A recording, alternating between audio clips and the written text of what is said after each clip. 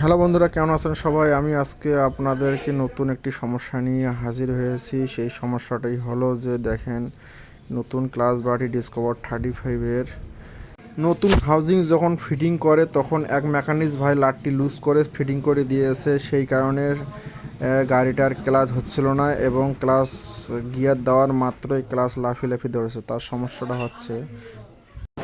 সমস্যাটা আছে দেখুন আপনারা সবাই, এই লাটটি কিভাবে লুজ হয়ে আছে। এই লুজটার কারণে কিন্তু বাটিটার অনেক জোরে নড়তেছে, তার কারণে এই ক্লাচ হচ্ছিল না। তারপর দেখুন এই কারণে গিয়ার দেওয়ার সঙ্গে সঙ্গে গাড়িটা লাফিয়ে চলে যাচ্ছে এবং ক্লাচ অতিরিক্ত টাইট।